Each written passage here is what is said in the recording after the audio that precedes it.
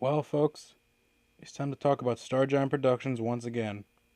But this time, things are a little different. For anyone who doesn't know, she's a YouTuber who primarily makes animation reviews. And from what I've seen, her content is some of the most painful, frustrating, cringeworthy things I ever had to sit through. From constant overreacting. This episode, I thought that it was only going to be a joke that Randy caused COVID, and it was gonna eventually show that the Chinese scientists did it like in real life. But no, Randy actually did cause fucking COVID! Making points that are just overly nitpicky. The worst of them is Lola. Fuck Lola! First of all, it's revealed that she spent all the family's money on herself. What? This winning smile doesn't whiten itself, you know. And secondly, it was her that claimed that Lincoln was selfish. This is all because you want to be the Duke.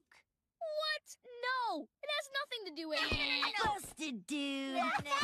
Why is Lincoln still with his family? Points that are just plain stupid. I've just been informed that cartoons don't have the right to vote. Well, yeah. Cartoons aren't real people. That's the fucking point! Pointless tangents that add fuck all to the video. Really do the job you have now. Aw, is Cunty Orchard having a fit over what was actually an amazing episode and yet they call her bullshit? Despite that point having no relations to you and it actually meaning the term half full, half empty, but yet you only see shit because you're bad at being a critic? Here's the cutest cat ever. It's the cutest cat ever because it's my kitty. Doom Kitty. I'm throwing in a train in it as well because I unironically love trains. Oh, here's some more cute stuff. Yeah, this is adorable. Look at this kitty. Look at this pretty little kitty. Awkward as hell dialogue. And that was the Proud Family's attempt at cancel culture. It was a complete garbage mess. It was a complete garbage mess. It was a complete garbage mess. And some of the sloppiest editing I have ever seen in my life. You know what? I could lie. But why bother? Guilty as accused. You're a terrible villain, Morag. However, at some point she did say she improved on her content. And from what I've seen in her more recent videos, I do see a little bit of improvement. But with what I'm about to talk about today, that doesn't really matter. Now, as much as I despise Rebecca's content, Rebecca's her real name, by the way, she wants to be referred to by that, my hatred never really went as far as, well, hating her content. Even if I was a bit harsh in my past videos on her, I never said she was a bad person. I never wanted the worst for her. I simply hated her content.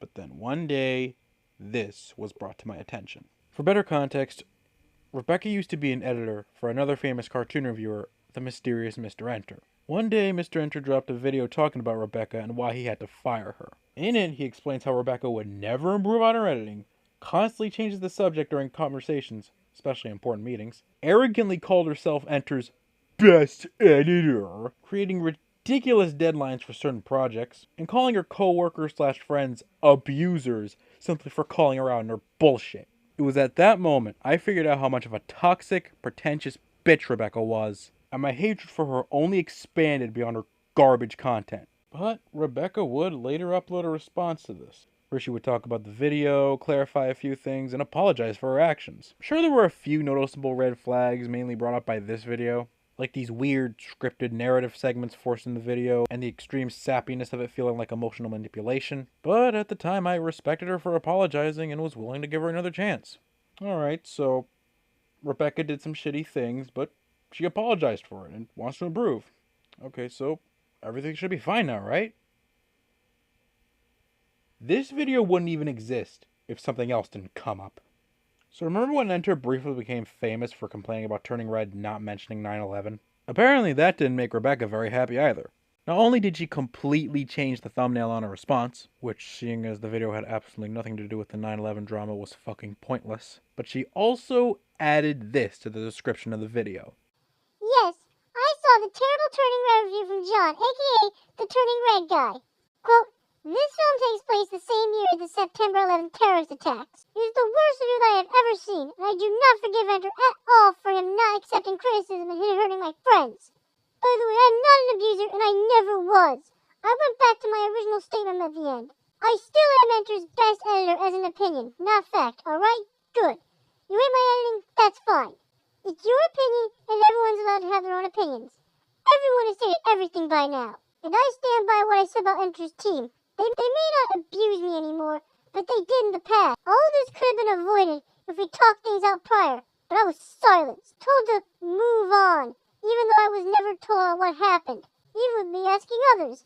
I regret those past videos that I made, but I'd rather not associate with Enter altogether. I was abused and gaslit by Enter and his team. I've come to the conclusion now after thinking it through that I never actually abused anyone on Enter's team.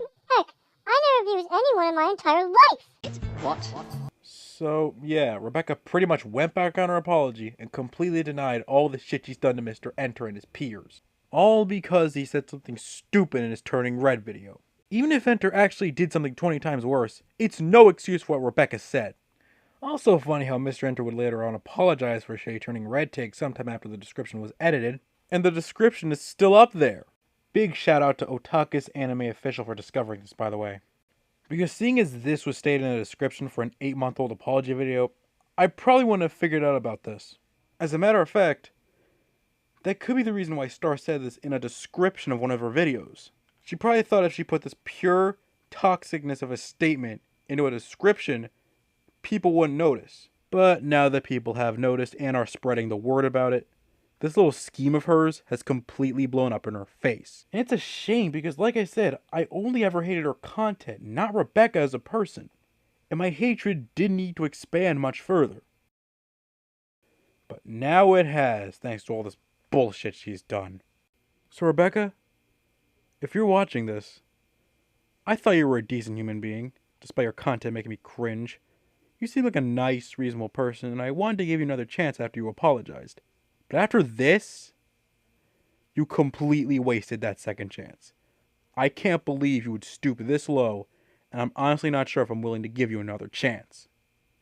Shame on you.